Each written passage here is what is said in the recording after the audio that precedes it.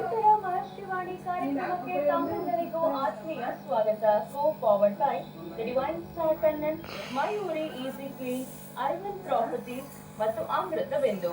ಮನೆ ಮನೆಗೆ ಅಮೃತ ಬಿಂದು, ಮನೆ ಮಂದಿಗೆಲ್ಲ ಆರೋಗ್ಯ. ನಮ್ಮ ಕಾರ್ಯಕ್ರಮಕ್ಕೆ ಮತ್ತೊಬ್ಬರು ಕರೆ ಮಾಡಿದ್ದಾರೆ, ಅವರನ್ನ ಮಾತಾಡ್ಸೋಣ. ಹಲೋ ನಮಸ್ತೆ ಅಮ್ಮ. ನಮಸ್ತೆ. ನಿಮ್ಮ ಹೆಸರು? ಎಲ್ಲಿಂದ ಕರೆ ಮಾಡ್ತಿದ್ದೀರಾ?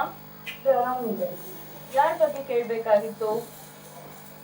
ಮನೆ ಬಗ್ಗೆ ಕೇಳಬೇಕು. ಸರಿ, ಗುರುಜಿ ಇದ್ದಾರೆ, ಅವರೊಂದಿಗೆ ಮಾತಾಡಿ. ಹಲೋ. ಹಲೋ, ನಮಸ್ತೆ ತಾಯಿ. ನಮಸ್ಕಾರ ಗುರುಜಿ. ಹೇಳಮ್ಮ. ಗುರುಜಿ ಈಗ ಮಾತಾಡ್ಬೇಕಿತ್ತು. ಹೇಳು ತಾಯಿ, ಧೈರ್ಯ ತಗೋ. 23 ವರ್ಷದ ಮಗ ಒಬ್ಬ ಹೋಗ್ಬೇಕಾಗುತ್ತೆ. ಹೀಗಾಯ್ತು, ಹಿಂಗಮ್ಮ. ಪುಳಿದ ಅಂಚಿದ ಆಚೆ ಕೇಳ್ರ.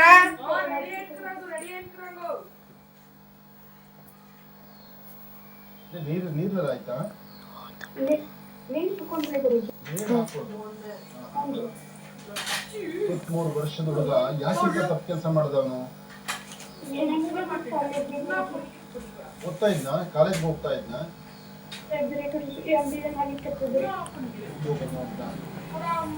ಅಷ್ಟು ಕಷ್ಟಪಟ್ಟು ಅಷ್ಟೆಲ್ಲ ವಿದ್ಯಾಭ್ಯಾಸ ಅಷ್ಟು ಮುಂದಕ್ಕೆ ತಗೊಂಡೋಗಿ ಕೊನೆಗೆ ಆ ಮಟ್ಟಿಗೆ ಬಂದು ಆ ತೀರ್ಮಾನ ಹುಚ್ಚು ತೀರ್ಮಾನ ತಗೊಳ್ಬೇಕಾದ್ರೆ ಆತನ ಯಾಕಿಂತ ಹುಚ್ಚು ಧೈರ್ಯ ಮಾಡ್ಬಿಟ್ಟ? ಏನಾದ್ರು ಗಲಾಟೆ ಆಗಿತ್ತ?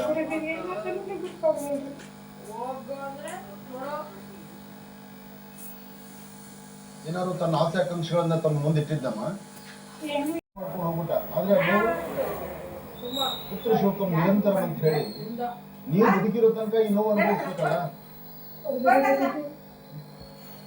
ನನ್ನ ಕಾರ್ಯಕ್ರಮದಲ್ಲಿ ಸಾಕಷ್ಟು ಬಾರಿ ಹೇಳ್ಬೇಕು.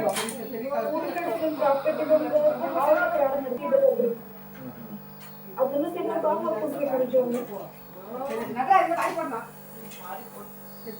16 ವರ್ಷ ಆಯ್ತು ಅದನ್ನೆಲ್ಲ ಹಾಕೊಂಡು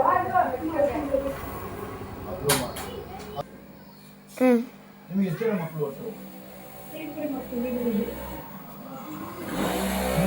ಮಕ್ಕಳ? ಆತ ಏನು ಓದಿದನಮ್ಮ? ಡಿಪ್ಲೊಮಾ ಮಾಡಿದ್ರು. ನಿಮಗೆ ಧೈರ್ಯ ಹೇಳೋ ಶಕ್ತಿ ನನಗಿಲ್ಲ. ಆದರೆ ಒಂದು ಇನ್ನು ಮುಂದಕ್ಕೆ ನೀವು ಅದನ್ನೇ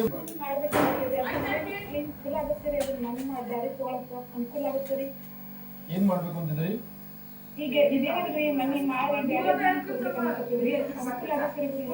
ಆಗುತ್ತಮ್ಮ, ಮುಂದುವರ್ಸುತ್ತಾಯಿ. ಆಗುತ್ತೆ, ಆದಷ್ಟು ಬೇಗನೆ ಆಗುತ್ತೆ, ಮುಂದುವರ್ಸಿ. ನಿಮ್ಮ ಮನಸ್ಸ ಇಚ್ಛೆ ನೀವೇನು ಅಂದ್ಕೊಂಡಿದ್ರು ಆ ಸಂಕಲ್ಪ ಪರಿಪೂರ್ತಿ ಆಗುತ್ತೆ. ನೀವಿರುವ ಪ್ರಾಂತ್ಯದಲ್ಲಿ ಅಲ್ಲಿರುವಂತಹ ಗ್ರಾಮ ದೇವತೆಗೆ ಒಂದು 4 ಮಂಗಳವಾರ ಗ್ರಾಮ ದೇವತೆಯ ಸಾನ್ನಿಧ್ಯಕ್ಕೆ ಹೋಗಿ ಒಂದು ದೀಪ ಹಚ್ಚಿ ನಮಸ್ಕಾರ ಮಾಡ್ಕೊಂಡು ಬನ್ನಿ. ಧನ್ಯವಾದಗಳು. ಇನ್ನು ನಮ್ಮ ಕಾರ್ಯಕ್ರಮ ಭಾವಚಿತ್ರ ಕಳಿಸಿದ್ದಾರೆ. ಶ್ರೀ ಪರಮ ಪೂಜ್ಯ ಗುರೂಜಿ ಅವರಿಗೆ ನನ್ನ ಕೋಟಿ ಕೋಟಿ ನಮಸ್ಕಾರಗಳು. ನಾನು ಗದಗದಿಂದ ಪತ್ರವನ್ನು ಬರೆದಿದ್ದೇನೆ. ನೀವು ಹೇಳ್ಕೊಡುವಂತಹ ರಾಶಿ ಫಲಗಳು ಎಲ್ಲವನ್ನೂ ಕೇಳ್ತೀನಿ, ಅನುಷ್ಠಾನಗಳನ್ನು ಕೂಡ ನಾನು ಮಾಡಿದ್ದೇನೆ ಗುರೂಜಿ. ನನಗೆ ತುಂಬಾ ಒಳಿತಾಗಿದೆ. ನನ್ನ ಮಗಳ ಬಗ್ಗೆ ಕೇಳಬೇಕಾಗಿತ್ತು. ಅವಳ ಹೆಲ್ತ್ ವಿಷಯವಾಗಿ ನೀವು ಒಂದು ಪೂಜೆಯನ್ನು ಕೂಡ ಹೇಳಿದ್ರಿ, ಅದನ್ನ ಮಾಡಿ ಅವಳ ಹೆಲ್ತ್ ಸರಿ ಹೋಗಿದೆ ಗುರೂಜಿ. ಇನ್ನು ಅವಳು ಡಿಗ್ರಿ ಓದ್ತಿದ್ಲು, ವಿದ್ಯಾಭ್ಯಾಸಕ್ಕೆ ಸಂಬಂಧಪಟ್ಟ ಅನುಷ್ಠಾನವನ್ನು ಹೇಳಿದ್ರಿ, ಅದು ಕೂಡ ಮಾಡಿದ್ಲು. ವಿದ್ಯಾಭ್ಯಾಸ ಚೆನ್ನಾಗಾಗಿದೆ, ಸರ್ಕಾರಿ ಕೆಲಸ ಕೂಡ ಸಿಕ್ಕಿದೆ ಗುರೂಜಿ. ಅವಳಿಗೆ ಈಗ ಮದುವೆ ಮಾಡ್ಬೇಕು ಅಂತ ಮುಂದುವರೆದಿದ್ದೀವಿ. ಮದುವೆ ಆಗುತ್ತಾ ಅಥವಾ ಯಾವ ರೀತಿ ಅಂತ ನೀವು ನನಗೆ ತಿಳಿಸ್ಕೊಡಿ ಅಂತ ಹೇಳ್ತಿದ್ದಾರೆ ಗುರೂಜಿ. ಹೆಸರು? ಗುರೂಜಿ ಅವ್ರ ಹೆಸರೇನು ಬರ್ದಿಲ್ಲ, ಗದಗದಿಂದ ಮಾತ್ರ ಪತ್ರವನ್ನು ಬರೆದಿದ್ದಾರೆ.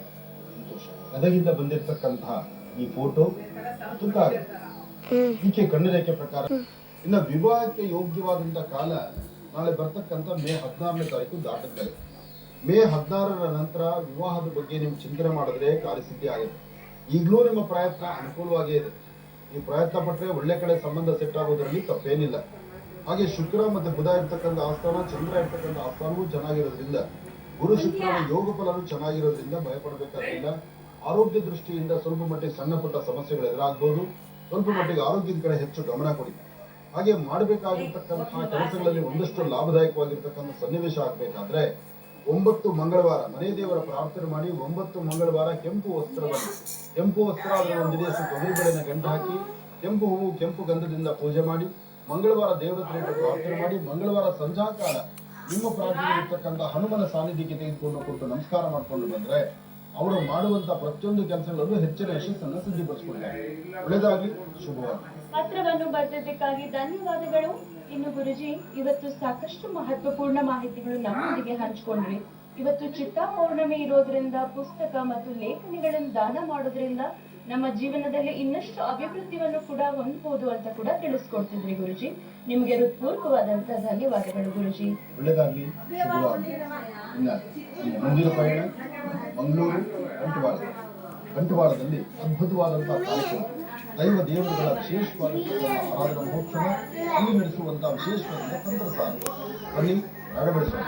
ಇನ್ನು ನಿಮ್ಮ ಭೇಟಿ ನಾಳೆ ಬೆಳಗ್ಗೆ 8 ಗಂಟೆಗೆ ಇದೇ ಮಹರ್ಷಿವಾಣಿ ಕಾರ್ಯಕ್ರಮದಲ್ಲಿ.